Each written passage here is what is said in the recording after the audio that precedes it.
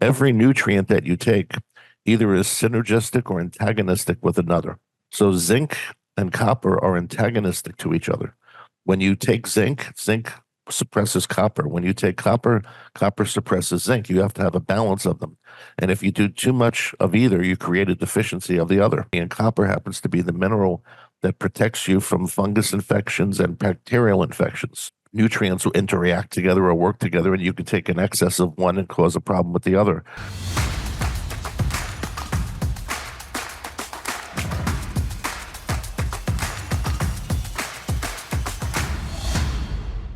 Dr. Biamonte, welcome to the American Glutton podcast. Thank you very much. I'm happy to be here. I'm so excited to talk to you about Candida. A friend of mine, Nick Cassavetes, who I've had on this show, he's a director. He's a wonderful guy. I've had him on a few times, and he has done Candida diets a number of times to much success.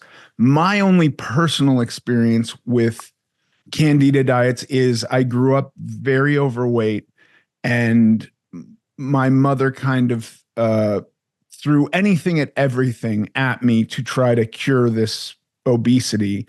And one of them was, a Candida diet, which did not make me thin, which is all I think her and I were looking for. And so I'm fascinated because I know Nick swears by the Candida diet, but I've read that maybe people are getting the Candida diet wrong. So I'm really interested in hearing from you, who are an expert in Candida. What is Candida? Well, first off, Candida is a fungus slash yeast, which is normal to find in your intestinal tract. It exists there in small amounts. The problem is when the natural balance of bacteria and other organisms in your intestines is imbalanced, the Candida begins to grow out of control, and it becomes a dominant organism rather than a minor one. And at that point, it releases many toxins of all kinds, and it's considered a pathogen. So Candida is normal to have, but you're not supposed to have an overgrowth of it, which is what people will have that then seek treatment. Now, interesting, just to go back a second on what you were just saying, Candida diet is really something you should only do once in your life. Right. Because you should do the diet along with the rest of the treatment and then get rid of it and not having to keep doing the diet. The reason people keep doing the Candida diet is because they never cured the condition. Okay. And so from my understanding from that, once you do it, do you have to follow those protocols forever? Because no. So you should be able to do it and eliminate the abundance or the overgrowth of Candida, yes, and then not have a recurrence. Exactly. Candida is something that everybody has, but not everybody has an overgrowth. And the purpose of doing a Candida diet or a Candida treatment is to eliminate the overgrowth so that you're finished with the treatment and the condition is handled. Right. So then maybe, I mean, I do know that I was diagnosed with Candida as a kid, and then a number of times as a kid put back on this protocol, which was like no fruit, nothing sweet, not even artificially sweet, and really a big reduction in complex carbohydrates. I was allowed to eat vegetables and proteins and fats. Does that generally sound like the protocol? Yeah, there are many different versions of the Candida diet you and your listeners can find online, but the one thing they all have in common, the ones that are legitimate, is they're all low in carb and low in sugar. They're all similar to the Atkins diet or similar to the Zone or similar to any diet that reduces carbs and sugar, because that's what Candida feeds on. Okay. Candida feeds on the sugar, and then carbohydrates are converted to sugars in your body, and it then feeds on that. And then the reintroduction of carbohydrates should not produce another overgrowth of Candida. No, it should not if the treatment's done correctly. And what should happen is by the end of the treatment, when you're ready to reintroduce carbohydrates, and by the way, on my treatment, when we reintroduce carbohydrates and sugars, we introduce specific ones that tend to feed friendly bacteria. But if your friendly bacteria has been restored, then reintroducing carbohydrates and sugar should not be a problem. Right. Because the friendly bacteria will do away with the candida The or candida, the right? excess candida. It's right. It's keeping it under control. That's exactly correct. Wow. Oh, I had no idea. If you were diagnosed with this as a child, candida morphs and it goes through different phases. As an example, we had a patient once who came to us, had a lot of symptoms. She went on the candida program and she claimed that she was cured. She didn't want to go through the rest of the steps of the treatment because the symptoms that were real to her went away. Right. Digestive symptoms, arthritic symptoms, those symptoms all went away. And maybe 5 or 6 years later, she came back and she now had asthma and a lot of breathing difficulties. And when we tested her, we found her candida was still there. It just changed. It was now attacking a different part of the body. Yeah. So, My experience with dieting as a kid was always I had no kind of ancillary symptoms. I had no issues with digestion. I had no eczema or, diabetes or any of these kind of autoimmune things, no allergies. I was just overweight. And so I had a lot of diets thrown at me over the course of my childhood, none of which seemed to produce long-term weight loss. They from what I produced, understand, you lost over 100 pounds. I lost 250 200, pounds. and was it mostly from eliminating sugar?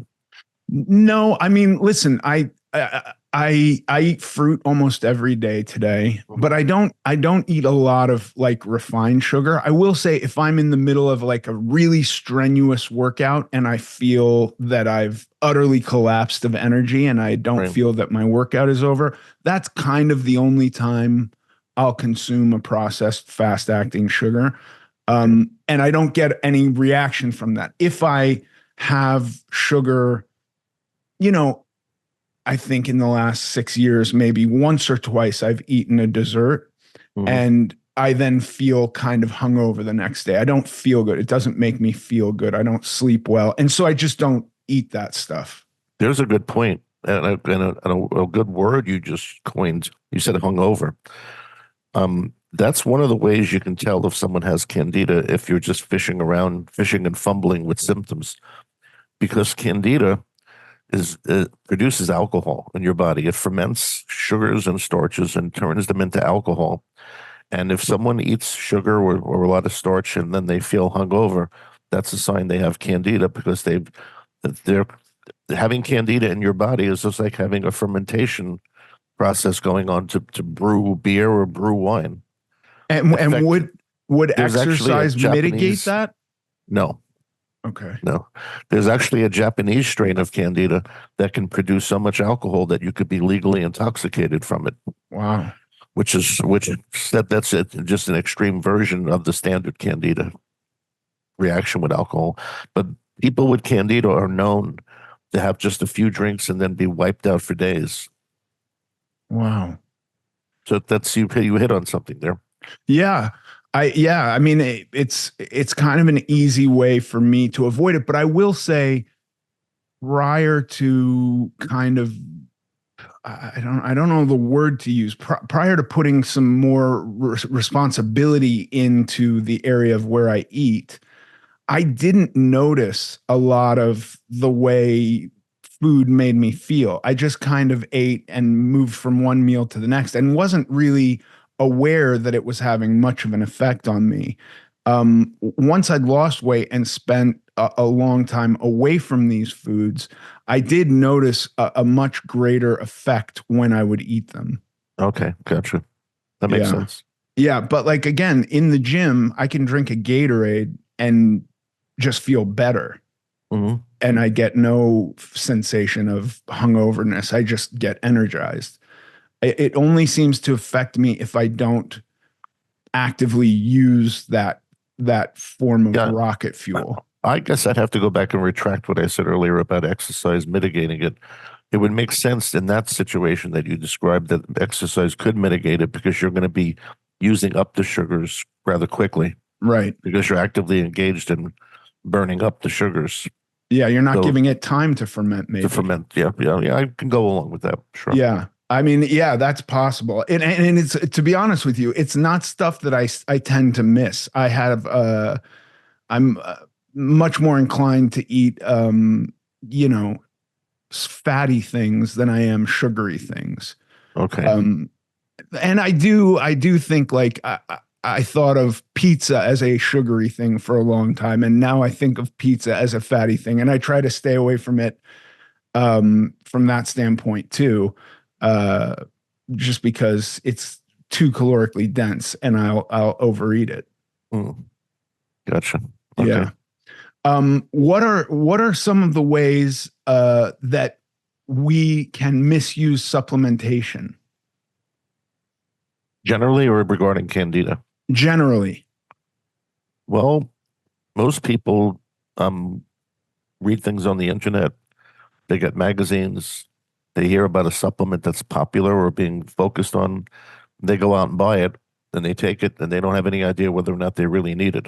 I come from a background in the last 30, 40 years where I've been, um, let's say, concentrating on testing people to find out what they actually need and how much of it they actually need. And unless you've seen, it's going to be hard for people to understand this because it's not going to be real to them. But I will give you an example. When I was first practicing, and what I sort of majored in school was testing for nutrients and for someone's biochemical balance. And when I first got out of school, I had a chiropractor in my neighborhood who referred to me a medical doctor who had this horrible prostate problem. And the medical doctor came and he sat down. He told me his whole story that he had this prostate problem for years and that he read in the health magazine that zinc was good for the prostate, which most of us have heard. So he started taking zinc. He started taking 50 milligrams a day. And in a few weeks, his prostate problem was gone. So he continued to take the 50 milligrams a day. And about 2 years later, this is where he comes to me, the prostate problems returned. And he doesn't understand why, because he's taking the zinc. So he figured maybe I have to increase it. So he doubled to 100 milligrams a day, and the prostate problem got worse. So when I heard this, I immediately told him to stop taking the zinc and start taking copper. And he started taking a copper supplement. And I also did a hair mineral test on him. And he called me maybe about a week later, and he told me that since he's taking the copper, the prostate problem is much better. It's almost gone. Then his hair test came in, and I showed him on the test how, because he was taking zinc by itself and not taking anything else with the zinc, his zinc was now at a toxic level, and the zinc had caused a copper deficiency. Because here's a sort of a rule for everyone to understand: every nutrient that you take either is synergistic or antagonistic with another. So zinc and copper are antagonistic to each other. When you take zinc, zinc suppresses copper. When you take copper, copper suppresses zinc. You have to have a balance of them. And if you do too much of either, you create a deficiency of the other.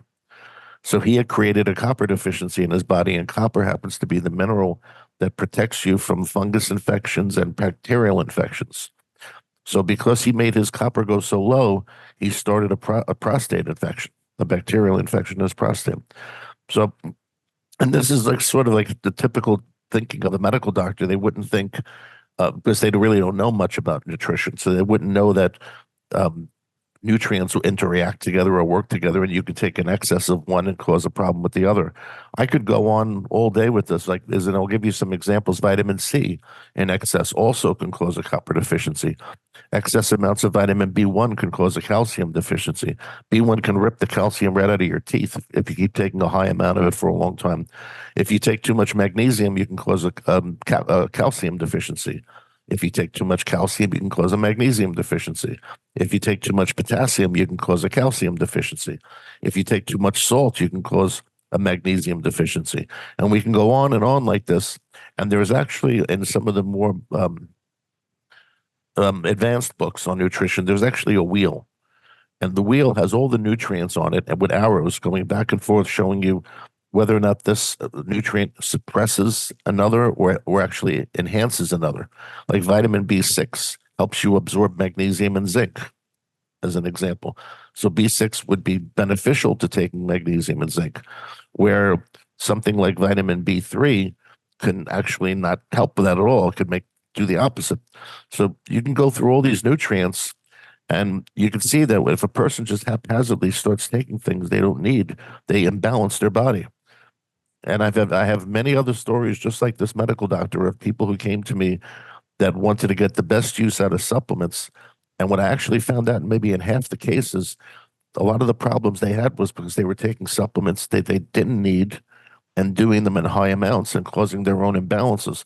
Vitamin D is a really good example because vitamin D has been all the fad for a few years. Yeah. Well, if you don't take vitamin D with K2, what happens is you just absorb the calcium, and the calcium literally calcifies your arteries and your muscles and your soft tissues. It doesn't go to the bone. You have to have K2 to direct the vitamin D to the bone. I've never heard of K2. What's K2? That's just another vitamin? It's another vitamin. Yeah, it's involved with most people know of it as being vitamin K that's involved with clotting factors in your Okay. body, blood clotting. But all the bottom line is that in order to properly take supplements, you have to get tested to find out what you need and how much. And if you don't do it, you create imbalances in your body.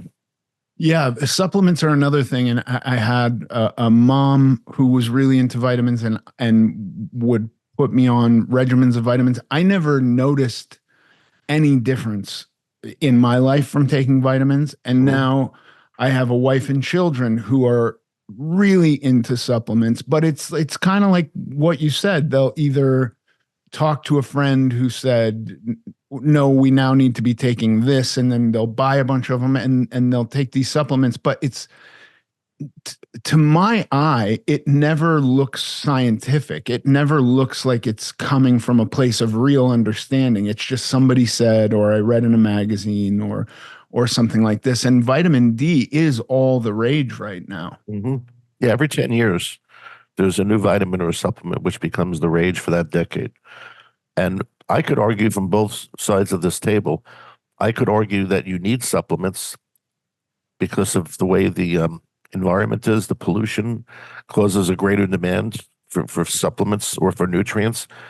The food that's grown, specifically that we're exposed to here in the United States, maybe not so much in Europe, but the food here tends to be largely GMO. It's genetically modified.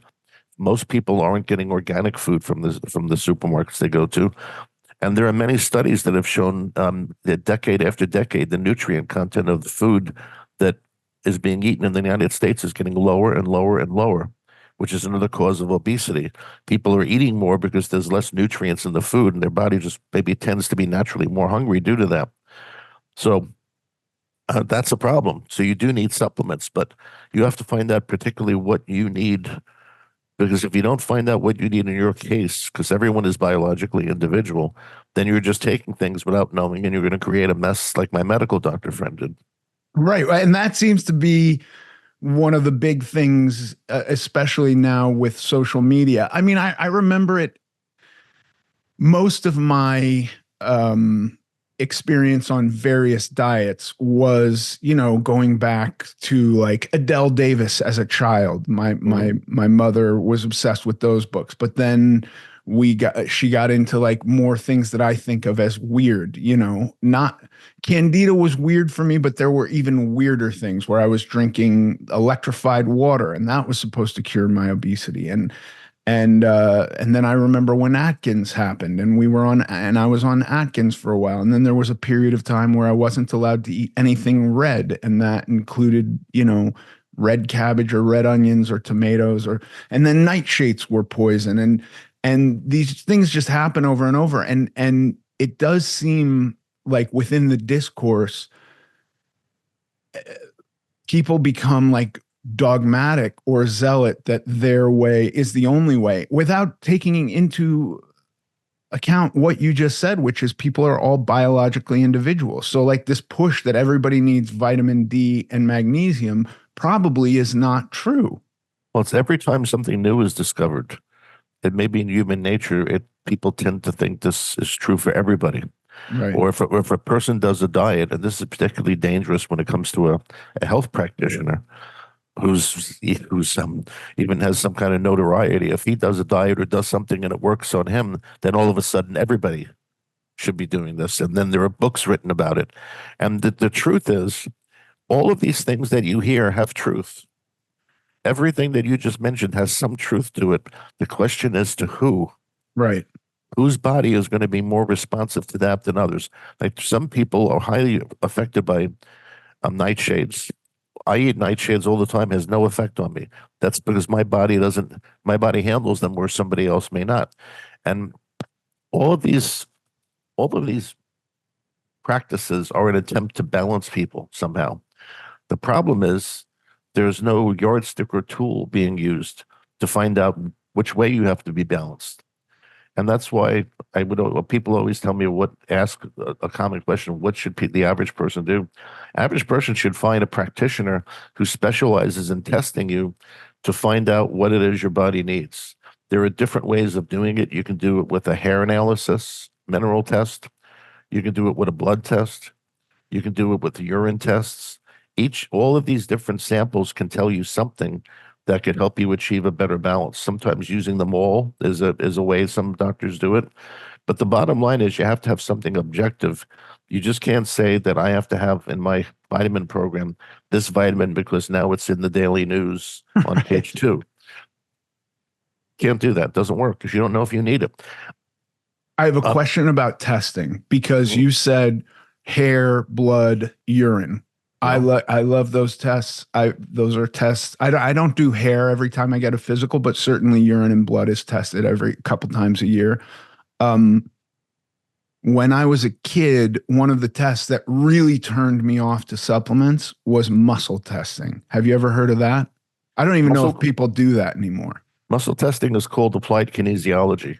It's based on the fact that your muscles will correlate to different glands in your body.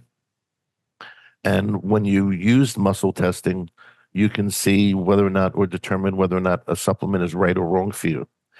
And there's a lot of truth to it. It's actually something that chiropractors have to study quite intensely in order to get their license. The problem with muscle testing is that it can change quickly as your body changes. This is the major problem, and this is why it can seem like it's voodoo or something strange, because you could test strong for something in the moment, and then a few days later, something changes in your body and you no longer react that way to that supplement. Muscle testing is telling you what you need at that exact moment. Okay. Not what you need chronically. When someone comes to me, I test them for what they need chronically over the long haul, right, because that's the bigger game. Yeah. When someone does muscle testing, they're finding out what they need in that exact moment, which in some cases is very valid, because if you come in to the doctor and you've got a pain or you have a cold, he can muscle test you for the best remedy for that at that moment, and that usually will work. But if you get involved with muscle testing on a program, you're going to find every time you come into the doctor, now you need something different, and it becomes like the Wizard of Oz with the house spinning all over the place. Yeah, that was more my experience. It was never for something acute. It was always like a chronic program that didn't work long term at all. I didn't even notice a short term work. But of course, the thing I was trying to treat wasn't going to be a short term fix. It necessitated a long term program. Well, I'm going to give you some data here that's outside the realm of Candida. And when we do hair testing, many of the labs have evolved to the point where now we can tell a person's basic metabolism by doing a hair test and looking at the mineral ratios. And when I say basic metabolism, I'm referring to somebody who's dominated by their sympathetic nervous system or their parasympathetic nervous system. So some background on that. Your nervous system has 2 branches, parasympathetic and sympathetic. Sympathetic is referred to as fast, and the parasympathetic is referred to as slow, because when you have parasympathetic activity, your metabolism tends to be slower. And when you have sympathetic activity, your metabolism speeds up. So we call it a fast or a slow oxidizer. Oxidize meaning to burn up food. So the sympathetic metabolism, or the fast oxidizer, has definite traits. They tend to have a body shape that's more like Babe Ruth. They're heavy from the waist up and thin from the waist down.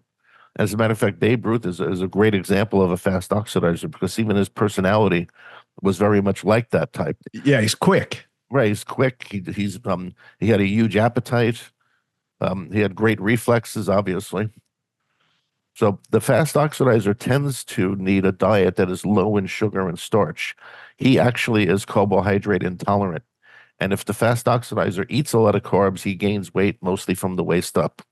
He needs as a maintenance diet, kind of like the Zone or Atkins or something like that. He just naturally needs to have a lot of fat and protein, stay away from carbs, but they don't do that. Fast oxidizers tend to be very gregarious and they'll tend to eat a lot of carbs at times, and that's where they get in trouble. Now, on the other hand, the slow oxidizer is the opposite. He will tend to gain weight on the thighs and hips. And what's bad for him is fat. He does better on a diet high in protein and high in complex carbs with low fat. He tends to gain weight, as I said, on the thighs and hips from the waist down. He tends towards low blood pressure, where the fast one tends towards high. He tends towards sluggish bowels, sluggish digestion, where the fast person has high digestion, quick bowels. And this is one of the first things that I try to find when someone comes to me is I do that test and I find out which one they are. And there have been a lot of books written on the subject, and there's a lot of the labs that do this hair testing that focus on this. Okay, can I just ask you outside of hair testing if you the traits that you listed, how often are they incorrect? I would say they could be incorrect maybe 20 to 30% of the time. Okay. I'm just curious because And I mark myself a fast metabolizer just based on those traits. yeah, not everybody. You see, what happens is the fast or the slow, then individually can have things going on that modify that. If you have just a very basic standard person who's a fast, very obvious with nothing strange, then he's going to be pretty much as I said, or the slow, either one. But you can have somebody who's, let's say, a fast metabolizer who develops mercury toxicity in his body. Maybe the fillings in his mouth, if he has the old mercury fillings, those fillings break down and leak, or he eats a tremendous amount of swordfish or tuna, which is high in mercury. So now you have a fast metabolizer who has high mercury, and the mercury affects his body adversely. And so that will cause its own particular spin on his version of his body being fast. So that's where there are variations, but generally just looking at the basic metabolism, you can tell a lot. You can see there's a hair analysis company that actually has a whole line of supplements based on the patterns they see in the hair. They have a multivitamin that's made just for the fast person and a multivitamin that's made just for the slow person. And if you looked at these two individual multivitamins, you would say, what the hell kind of multivitamin is this? It's missing half of the things I'm expecting to see. Well, the reason it's missing half is because that half of what they're not putting in there are things that would make your metabolism worse if you were consuming them. Right. So that's a thing very typically that nutritionists will look for when they have a patient, totally aside from Candida. Yeah. Is Candida the thing that you see that's ravaging the most people? I would say Candida is I wouldn't quite go there. I would say it's close. And it's because it goes undiagnosed. And it's because Candida can produce probably about 150 different symptoms in people. And they would never equate them. Like someone who has Candida can have really bad digestion, gas, bloating, and on the other hand, they could have eczema at the same time. And they would never equate the digestion has anything to do with eczema. If you go and look up Candida and eczema or Candida and skin conditions, you'll come up with tens of millions of documents on the internet because they're so related. Right.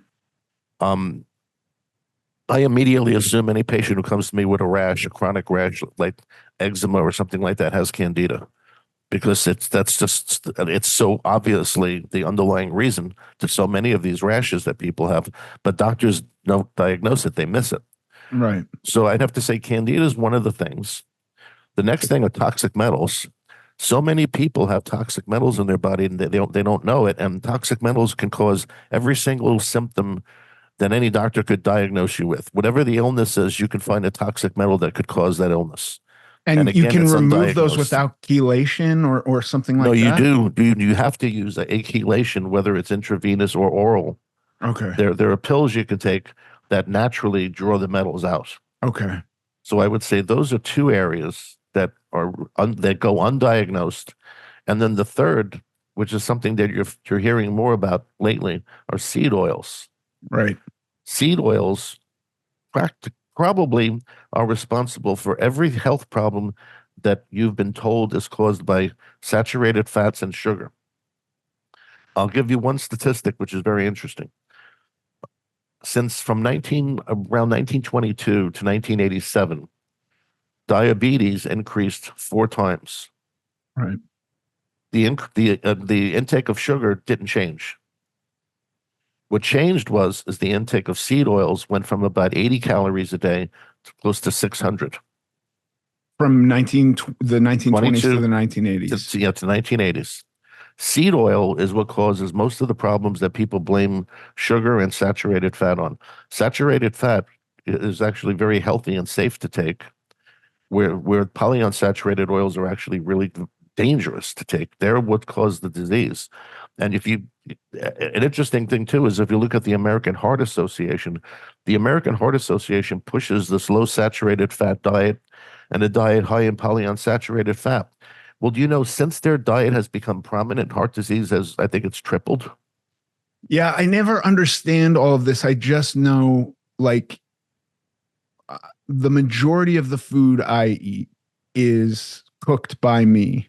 And I'm the only time I'm adding seed oils is like if I decide to cook something and use tahini, that certainly has some seed oil. Right.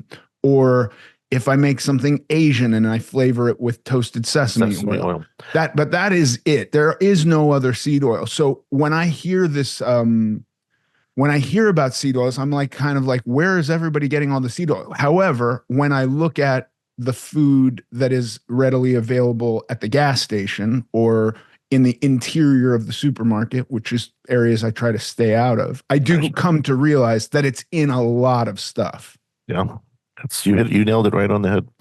And it's their polyunsaturated oils are dangerous. The key thing, if you want to go back and look at it historically, back in the 1860s, cottonseed oil was used as machine oil.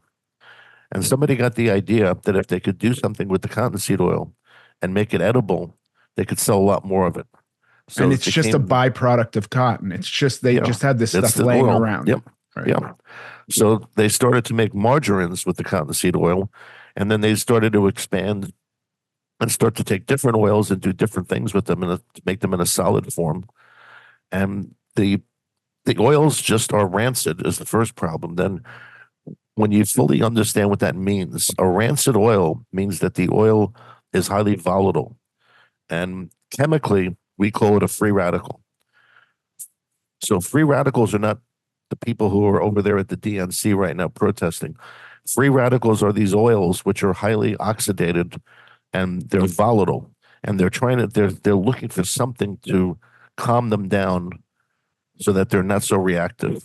And unfortunately, what they find to calm them down are your tissues. They'll steal things from your tissues and your cells to calm their reactivity down, but that ends up rupturing and damaging your cell. So how is it that we went? Because I remember as a kid, and this is going back 40 plus years, my grandparents got really into margarine for a couple of years, and then it became very taboo. Margarine was bad, and margarine was not to be eaten. So I know, and listen, this is not, I didn't read any papers on this. I am not educated on this at all, but I remember in my very young childhood, margarine being a boon and then a bust. And today, I think it is very much a bust, margarine, right? Amongst people who are in the know, okay, I would say, yeah, it goes back to even on the comedy, the show All in the Family with Archie Bunker. He was explaining to his son-in-law how if you didn't read the newspaper, you wouldn't know that you could take margarine to flush out your arteries rather than clogging them up with butter. And that was a short-lived thing because we found out not too long after that that margarine is being a very polyunsaturated product. It's very rancid. And it actually was, they were starting to see different damage that it did. But now we know far more than we did back then. Well, how Polyunsaturated fats are just really bad. They don't have to be. If you have fresh seeds that are not rancid and you grind those seeds up right then and there, you can consume them and they wouldn't be that bad. The problem is that's not what happens in the prepackaged foods like you were just discussing that you find in the super in the gas stations or the inner aisles in the supermarket. There, the polyunsaturated oils are being used as a main constituent to hold the thing together and to give yeah. it texture and to give it certain flavors. And it's not, they're rancid by now. By the time they left the factory and were on the truck on the way to the supermarket, they were already highly rancid and very volatile as Yeah. oils. Yeah, my experience with this and the way it even came to my attention was I did a video. I used to make here's the meal I'm eating for lunch, and I'd make a little video and put it on social media. And I made a piece of salmon and some steamed rice and a little slaw with cabbage, and I added some kimchi to the bowl, and then I put literally a few drops of set toasted sesame oil on it. And I had all these comments of people saying, how dare I promote seed oils? And I was like, what the hell are you talking about? I don't know anything about this, but I promise you this is a healthy meal that Mhm. is assisting me in my life. Like it's not detrimental to me. So I think with some of these things, like, look, I think if we abolished processed foods, I know that that doesn't handle my quest for being lean, my quest for being lean, because as a kid, I was put on diets that lacked all of these things and I could still overeat. I'll overeat a ribeye steak or I'll overeat a filet mignon and I'll overeat salad and I'll overeat olive oil and I'll overeat all these things because I'm trying to kind of handle something else with it, which is my discomfort with life and my, my mental baggage that food comforts. And I can do that with unprocessed foods. I do think that largely the epidemic of obesity in America could be handled if we got rid of it, but I don't think on an individual basis it handles it for everyone. I would say the individual person first needs to find out their metabolic type. That's a major piece of data. You need to do that, and you need to look at your blood type. How I handle the patient seeking this information, we do the hair test. We find out if they're fast or slow. We find out what their blood type is, and we have them read Dr. Diadamo's book on blood type. And then we put a whole program together that takes into consideration all this data. And then you have something really going on because you have something that's really based on their genes and how their genes are operating right now. Because the fast and the slow person, to some degree, is that way because of their genetics. The blood type is a genetic test. When you look at someone's blood type and they're a type O, well, that immediately tells you that their ancestors for thousands of years were hunter gatherers. So their body is used to the type of a diet that a hunter gatherer would have, which is the paleo diet. When you look at somebody's blood type and they're a type A, you immediately know that their ancestors come from a vegetarian background because their ancestors were mostly farmers. You look at a type B, you know they're from the Mediterranean. So you know that Mediterranean diet is what's native to them. Now, again, this is not going to be 100%. It's not 100% perfect, but it's workable. It's workable because that's you can't argue with someone's genetics. And the extreme example that I give people who don't want to hear about this is how would this work if you took an Eskimo? And now this person's his background, his ancestors have been eating raw fish, whale blubber, all this fat for thousands of years. Take this Eskimo and let's bring him down to Florida, where I live, and let's put him on the beach and let's have him start eating, you know, all kinds of vegetarian fare. How do you think he's going to do? Yeah, not great.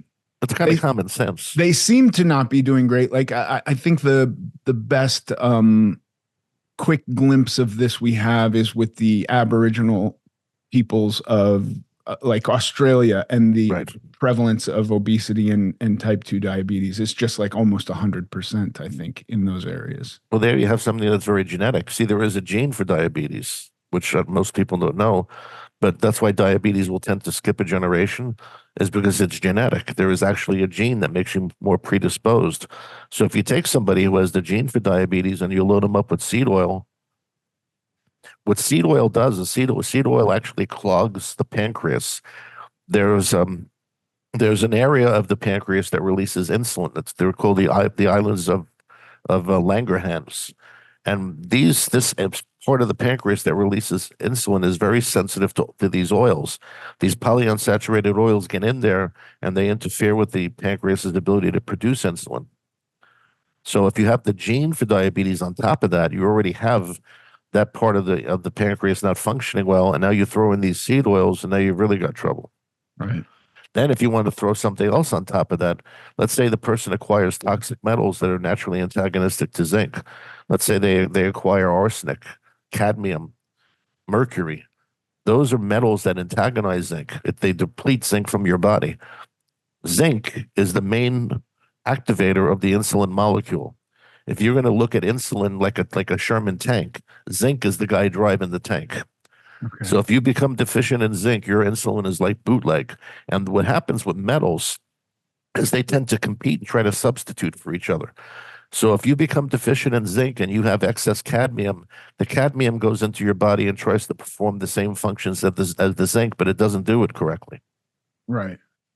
That's one of the idiosyncrasies about minerals. So yeah, so useful for most to stay away from seed oils. absolutely. I will say this over and over again because I've been studying this more the last few weeks and months. Seed oils can cause all the things you've been told saturated fats and sugar cause. It's seed oils. Those are the ones who are doing it. Not to say that white sugar is okay to bathe yourself in. It's not. But it's the seed oil that's really the problem. You could handle the white sugar better if you didn't have the seed oils. Right. Wow. I mean, there's so much to stay away from. But I also just You know what it kind of all boils down to, though? If you just eat foods that are real, right. and you stay away, got half the battle done. Yeah. Yeah, I mean, if you stay on the periphery of the supermarket, I've found that staying on the periphery is much easier to meet my physical goals, and I feel better, and I'm fuller, and I'm not constantly thinking about food. But then you have also the GMO problem, which most people don't really understand. My patients with Candida, for instance, when they go to Europe, particularly Italy, they'll tell me that they ate every food that they weren't supposed to on the Candida diet and they handled it much better than they did here. They'll go there, they'll eat pasta, they'll eat bread, they'll have minor reactions. They come back here and then try to continue that after being on vacation, and their Candida goes full blown again. And it's because the food in Italy is mostly organic and non GMO. They don't even know what GMO food is over there. When you ask them about organic food, they don't know what you're talking about. All they tell you, well, see over there, that hill, that's where we get those tomatoes. They don't know. So it's true for a lot of countries in Europe, and a lot of countries in Europe have already banned GMO foods. You can't eat them there. In fact, Italy became the first country to ban this laboratory meat that they're now making. Bill Gates now is making laboratory meat. He's making meat out of in a laboratory with no live animals involved. And Europe has already, in Italy, they've already banned that because And these things always come up bad. There's never a good ending when it comes to these things. It's not an attempt to protect their, agriculture, whatever. No, what Bill Gates says is that cows are responsible for 6% of the carbon emissions. So we have to get rid of cows. This is like the gun control people when they come across somebody who was stabbed, and you're going to ask them, "No, what are you going to do? Ban all knives?" This is the same kind of crazy thinking. Cows are responsible for 6% of the emissions. So his solution is to make meat in a laboratory that's going to have what we're going to find out in 10 years. It causes cancer. It does God knows what. So the genetically modified foods are one of the things that seem to make people more susceptible to Candida also. Okay. It's not just sugar and the starches, it's also GMO foods. I notice in my patients when they start telling me what foods they ate and where they got it from and whatnot, that if it was GMO, they were more reactive to it. Well, yeah, I know my mind even goes to highly processed foods like Frosted Flakes. And if you look at the ingredients on a box of Frosted Flakes here versus the ingredients on a box of Frosted Flakes that's in Europe, they're much different. Heinz tomato ketchup, the ingredients on a standard bottle of that in Europe versus a standard bottle of that here, the ingredient list is dramatically different. The first thing you'll notice is the sugar is much higher here. Yeah, and it's almost always high fructose corn syrup. Corn syrup, yeah. Yeah, it's very rarely is it. Are we even using, sugar from a sugar cane? Which is actually much better for you. Your body handles it better. Yeah, it is so wild that we have such wealth and opulence here, and yet we're dying because of it. It's because it's being misused. And usually most of it goes back to greed, is because the food companies want to sell Americans something that's cheap. Cheap food can be expensive, but it could be really dangerous and bad for you, where something very simple doesn't have to be. Somebody could make their own ketchup, make their own mayonnaise, and they can leave out the bad ingredients, or they can go to the health food store where they've done that for you, but they may charge you more in some cases, and some cases not. That's the funny thing. When you go to a health food store to buy stuff, sometimes you'll find that it's not more expensive than the stuff in the supermarket. And a lot of people immediately are thinking it is ahead of time, so they don't go. But they'd be surprised if they went. Yeah, You'd find it not always more expensive. yeah. All right. Well, I like that. I like that you treat people on an individual basis, but that you have some general takeaways that can be applicable to all. That's awesome. Yeah, I mean, generally, people should try to eat organic. They should try to eat non-GMO. Stay away from seed oils. Those are some things anybody can put in, but then you can get further into like getting into the person's DNA blueprints and find out what's really making them tick. And then you could adjust that just like it was a machine. You can tweak it. Yeah. Yeah. I suppose all of the personal responsibility that much of this stuff relies on in the end is still applicable too, because you can tell somebody, give them a list of foods that are beneficial to them, and that doesn't necessarily mean they're going to eat those. Well, yeah, it happens a lot with the slow metabolizing people. And there's a particular area of this which is interesting, is they do really bad with foods from the Brassica family, which is also known as the broccoli or the cabbage family. That includes broccoli, cauliflower, Brussels sprouts, mustard seeds, mustard, turnips, some of the greens, uh, like Swiss chard. Some of these vegetables are sometimes also thought of as being soul foods in the South, and they're very high in a chemical called thiocyanates, which are really bad for your thyroid. That's why in the South you have so much goiter. You'll find amongst the black people that eat a lot of these quote soul food vegetables, there's a higher incidence of goiter in these people. And for those of you who don't know what goiter is, it's where you develop low thyroid function and your thyroid actually swells up like a big apple in your throat. So, but there are a lot of people, because they've been told that these foods are anti-cancer, will object to not eating them. But here's an example where you actually have some kind of criteria where you could say, well, yes, it's true that these foods are anti-cancer, but for you, they happen to cause these other problems. Right. So that's where there's an example of how you can fine tune something, and you can actually fine tune it to the point of canceling out the generality that these foods tend to be anti-cancer. Well, they may be anti-cancer, but if you eat too much of them, they're going to slow your thyroid down. That's not good either. Right. No. There's plenty of other things you could eat. Yeah. And especially with the rate of obesity being out of Mhm. control, that would be something you'd want to keep under check. Yeah, Thyroid. I would agree. I would agree. And it's funny thought, because thyroid and candida problems go hand in hand. I have actually I have two websites. One is called the New York City Candida doctor, and the other is called the New York City Thyroid doctor. And why I specialize in those two things is because the thing with Candida that is going to be the most common is you're going to find the Candida person has thyroid problems, and it's because of how Candida affects your body. It's one of the main problems that it will create are thyroid problems. Right. Wow. Well, you have given me much to think about, Dr. Biamonte. Thank you so much. I really appreciate it. You've cleared up a lot about Candida for me, too. Well, there's a hell of a lot more to know, which you can read about in my book, The Candida Chronicles. And I'll hit a couple of key points on there for people who are familiar with this topic. One of the main things I find that doctors do wrong when they treat Candida is they give them the same antifungal every day. And after 20 days of being exposed to that antifungal, your strain of Candida will drug mutate. It will mutate and become drug resistant to that particular medicine.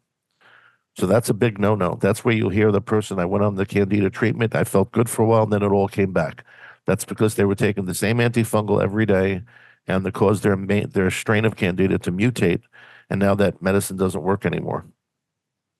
Another thing doctors will tend to do is to give people acidophilus and probiotics. Yeah. And the acidophilus and the probiotics don't work in the beginning. You have to first remove the Candida because the Candida prevents the acidophilus from sticking to your gut lining. So you have to remove the Candida and then replace that with the acidophilus. There's also an entire list of vitamins that feed Candida that actually make it worse. Vitamin D is one, CoQ10 is another.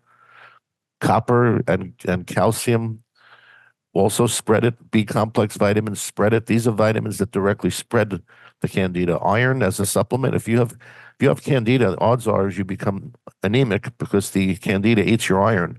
So the doctor sees your iron levels are low, and there's the propensity to want to give you the iron.